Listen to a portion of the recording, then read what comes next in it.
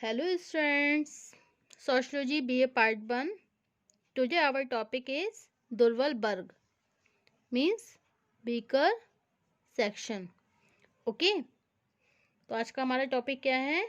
दुर्बल वर्ग, weaker section.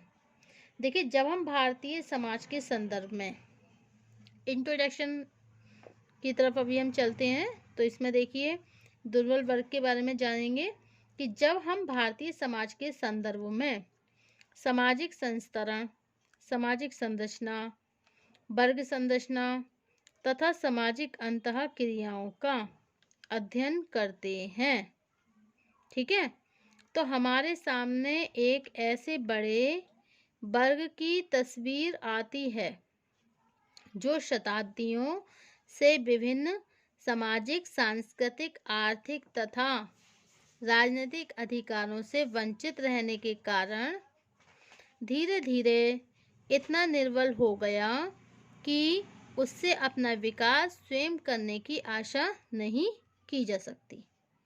Okay, तो जब हम भारतीय समाज के संदर्भ में सामाजिक संस्तरण, सामाजिक संरचना, वर्ग संरचना तथा सामाजिक अंतः क्रियाओं का अध्ययन करते हैं, तो हमारे सामने एक ऐसे बड़े वर्ग की तस्वीर आ जाती है.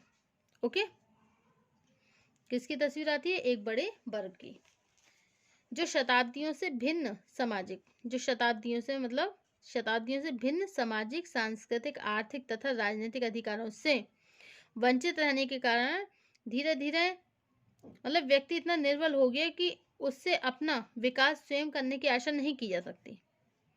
इस प्रकार एक विशेष सामाजिक व्यवस्था के अंतर्गत भारत में जो वर्ग तरह तरह के शोषण, उत्पीड़न, अत्याचारों और अभावों में जीवन व्यतीत करते रहे, उन्हीं को हम दुर्बल वर्ग अथवा कमजोर वर्ग के नाम से संबोधित करते हैं. ओके, तो जब हम भारतीय समाज के संदर्भ में सामाजिक संस्तरण, सामाजिक संरचना, वर्ग संरचना तथा सामाजिक अंतः क्रियाओं का अध्ययन करते हैं, तो हमारे सामने एक ऐसे बड़े वर्ग की तस्वीर आती है जो शताब्दियों से विभिन्न सामाजिक, सांस्कृतिक, आर्थिक, राजनीतिक अधिकारों से वंचित रहने के कारण धीरे धीरे इतना निर्बल हो गया, ठीक है, कि उससे अपना विकास स्वयं करने की आशा नहीं की जा सकती. यह सच है कि दुनिया का प्रत्येक समाज सदैव से अनेक उच्च और निम्न वर्गों जैसे सामंत और गुलाम, भूस्वामी और भूमिहीन मजदूरों अथवा पूंजीपतियों और श्रमिकों आदि में विभाजित रहा है. इसके बाद भी भारतीय समाज की विडंबना यह रही है कि समाज का जो वर्ग जीवन के प्रत्येक क्षेत्र में शोषित और उपेक्षित रहा, इसका कारण व्यक्तिगत दोष न होकर कुछ ऐसी सामाजिक, सांस्कृतिक व्यवस्थाएं रहीं जिनके प्रभाव से समाज के एक बड़े वर्ग का जीवन धीरे धीरे चेतनाहीन और असहाय बनता गया. ओके, इस प्रकार एक विशेष सामाजिक व्यवस्था के अंतर्गत भारत में जो वर्ग तरह तरह के शोषण, उत्पीड़न, अत्याचार और अभावों में जीवन व्यतीत कर रहे हैं, उन्हीं को हम दुर्बल वर्ग और कमजोर वर्ग के नाम से संबोधित करते हैं. ओके, अब देखिए, ये जैसे अनुसूचित जातियां हैं, अनुसूचित जनजातियां हैं, अन्य पिछड़े वर्ग हैं और स्त्रियां, ये सब दुर्बल वर्ग के ही उदाहरण हैं. किसके उदाहरण हैं? दुर्बल वर्ग के उदाहरण हैं ये सब. ओके,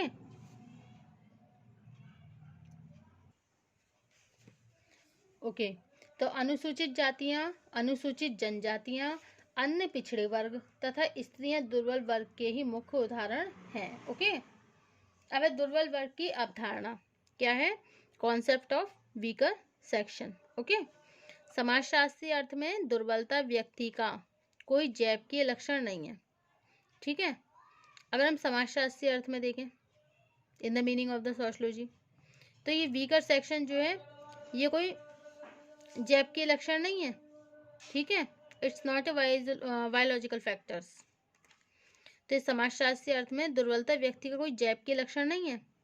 इसका तात्पर्य यह है कि केवल शारीरिक शक्ति के आधार पर, केवल शारीरिक शक्ति के आधार पर किसी भी व्यक्ति या समूह को शक्तिशाली अथवा दुर्बल नहीं कहा जा सकता. ओके, तो केवल शारीरिक शक्ति के आधार पर किसी भी व्यक्ति या समूह को हम शक्तिशाली अथवा दुर्बल नहीं कह सकते। ठीक है, so this is the concept of the weaker section. अब है दुर्बल वर्ग का तात्पर्य। दुर्बल वर्ग का तात्पर्य क्या है, क्या अर्थ है, what is the meaning of the weaker section.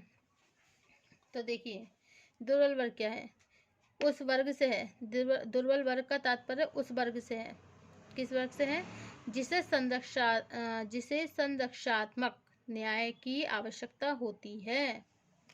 किसकी आवश्यकता होती है, जिसे संरक्षात्मक न्याय की आवश्यकता होती है। संरक्षात्मक न्याय वह है जिसके अंतर्गत जो वर्ग एक लंबे समय से सामाजिक व्यवस्था द्वारा उपेक्षित रहे हैं।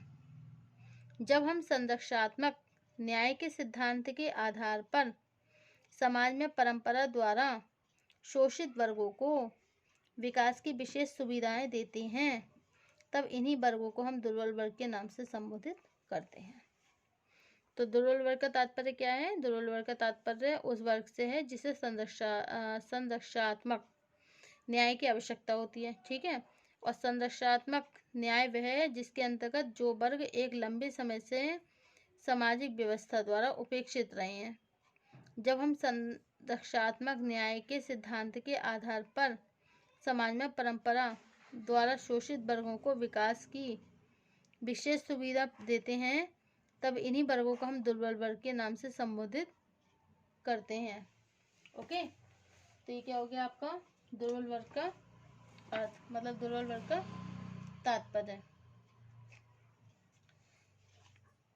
ठीक है, अब है आपका दुर्बल वर्ग की विशेषताएं। क्या आएगा आपका, characteristics and indicators of weaker classes. Okay, तब हम क्या बताएंगे, दुर्बल वर्ग की विशेषताएं। ओके, अब है दुर्बल वर्ग की विशेषताएं, characteristics and indicators of weaker classes. ठीक है, निर्बल वर्ग के अंतर्गत हम किन वर्गों को सम्मिलित करें, इसे समझने के लिए इस वर्ग से संबंधित कुछ विशेषताओं को समझना बहुत जरूरी है। फर्स्ट है आपका एक वंचित तथा उपेक्षित समूह। ठीक है, सेकंड कौन सा, सामाजिक संस्तरण। थर्ड कौन सा है, संपन्न वर्ग से पृथक्करण। फोर्थ निर्बल वर्ग। नेक्स्ट है आपका निर्भर समूह। नेक्स्ट सामाजिक आर्थिक शोषण और सामाजिक संरचना, मतलब सोशल स्ट्रक्चर। ओके, तो इसमें जो है फर्स्ट एक वंचित और उपेक्षित समूह, इसमें क्या बताएंगे, एक वंचित तथा उपेक्षित समूह में क्या आता है, एक वंचित तथा उपेक्षित समूह। निर्बल वर्ग की सर्वप्रमुख विशेषता यह है कि यह वर्ग परंपरागत रूप से, ओके, तो फर्स्ट टॉपिक क्या है, एक वंचित तथा उपेक्षित समूह। एक वंचित तथा उपेक्षित समूह में क्या आता है, निर्बल वर्ग की सर्वप्रमुख विशेषता यह है कि यह वर्ग परंपरागत रूप से सामाजिक आर्थिक अधिकारों से वंचित होता है तथा विभिन्न क्षेत्रों में इसका विकास करने पर ध्यान नहीं दिया जाता। एक उपेक्षित वर्ग के रूप में साधारणतया जनसाधारण इनकी समस्याओं के प्रति जागरूक भी नहीं होता है। ओके, नेक्स्ट पॉइंट है आपका सामाजिक संस्तरण। सामाजिक संस्तरण में निम्न परिस्थिति, देखिए किसी समाज का निर्माण जिन विभिन्न वर्गों से होता है उन वर्गों के बीच विभिन्न अधिकारों और सुविधाओं का एक स्पष्ट संस्तरण देखने के लिए मिलता है। ठीक है, एक खुली हुई सामाजिक व्यवस्था में जिन लोगों की योग्यता, कार्यक्षमता, शिक्षा तथा श्रम के प्रति लगाव कम होता है उनकी परिस्थिति निम्न हो जाती है। इसके विपरीत एक बंद सामाजिक व्यवस्था में कुछ विशेष वर्गों को जन्म से ही निम्न स्थिति दे दी जाती है जिसमें वे आजीवन कोई परिवर्तन नहीं कर सकते। भारत में दुर्बल वर्गों की विशेषता उन्हें जन्म से ही सामाजिक संस्तरण में निम्न परिस्थिति प्राप्त होना है। ओके, तो ये आ गया आपका सामाजिक संस्तरण। नेक्स्ट आता है निर्भर समूह। निर्भर समूह में क्या है, देखिए निर्बल वर्ग वो होते हैं जो अपनी आर्थिक आवश्यकताओं को पूरा करने के लिए दूसरे समूहों पर आधारित रहते हैं। ठीक है, मतलब निर्बल वर्ग कौन से होते हैं, जो अपनी आर्थिक आवश्यकताओं को पूरा करने के लिए दूसरे समूहों पर निर्भर रहते हैं। इसका तात्पर्य है इस वर्ग के द्वारा कोई एक ऐसी आर्थिक क्रियाएं नहीं की जाती हैं वे स्वतंत्र रूप से आजीविका उपार्जित कर सकें। इस श्रेणी के लोग शारीरिक श्रम करने तथा विभिन्न प्रकार की सेवाएं करने के बदले केवल धन या वस्तुओं के रूप में उतना ही पुरस्कार प्राप्त कर पाते हैं जिससे वे किसी तरह जीवन निर्वाह कर सकें। ओके, नेक्स्ट पॉइंट है संपन्न वर्ग से पृथककरण। संपन्न वर्ग से पृथककरण, देखिए यह सबसे पहले स्पष्ट किया जा चुका है कि दुर्बल वर्ग का एक प्रमुख विशेषता क्या है, उनमें स्वयं ही अपने आप को शेष समाज से पृथक समझने की भावना का होना है। इसका तात्पर्य एक लंबे समय तक जब समाज के अधिकार संपन्न वर्ग कुछ वर्गों को हीन समझकर उनसे भेदभाव का व्यवहार करते हैं, तो दुर्बल वर्ग के लोग भी अपने आप को समाज के सांस्कृतिक प्रतिमानों से पृथक समझने लगते हैं। ओके, नेक्स्ट पॉइंट है सामाजिक तथा आर्थिक शोषण। सामाजिक तथा आर्थिक शोषण, इस वर्ग की विशेषता है कि समाज के अधिकार संपन्न वर्गों द्वारा इसका सामाजिक आर्थिक शोषण होना है। मुख्य बात यह है कि ऐसे शोषण का रूप संस्थागत होता है। उदाहरण के लिए यदि सामाजिक धार्मिक आधार पर यह नियम बना दिया जाए कि अपवित्र पेशे से संबंधित लोग मुख्य बस्ती से बाहर रहेंगे, ठीक है, और धन का संचय नहीं करेंगे अथवा कुछ दूसरे व्यक्तियों द्वारा दिए गए भोजन वस्त्रों से ही जीवन निर्वाह करेंगे, तो ऐसे शोषण को हम संस्थागत शोषण भी कहते हैं। अब नेक्स्ट आता है आपका सामाजिक संरचना। सामाजिक संरचना, दुर्बल वर्ग वह है जिसकी परिस्थिति, दुर्बल वर्ग कौन से हैं जिसकी परिस्थिति अपने गुणों या अवगुणों के आधार पर निम्न नहीं होती, बल्कि एक विशेष सामाजिक व्यवस्था उन्हें कमजोरियां दुर्बल वर्ग के रूप में स्थापित कर देती है। ओके, नेक्स्ट है निर्बल वर्गों से संस्तरण। निर्बल वर्गों से संस्तरण, तो हमारे समाज में विभिन्न निर्बल वर्गों की दशाएं भी एक जैसी नहीं है।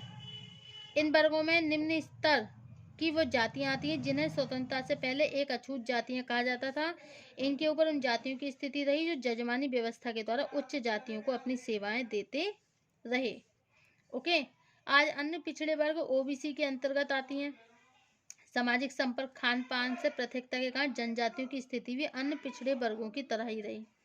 महिलाओं से सामाजिक संपर्क खान पान के क्षेत्र में कोई दूरी न होने के कारण उनका जीवन पुरुषों पर इतना निर्भर रहा कि उन्हें सदैव शोषण, उत्पीड़न और घरेलू हिंसा को सहन करने के लिए बाध्य होना पड़ा। Okay, so this is the all characteristics and indicators of weaker classes. Thank you.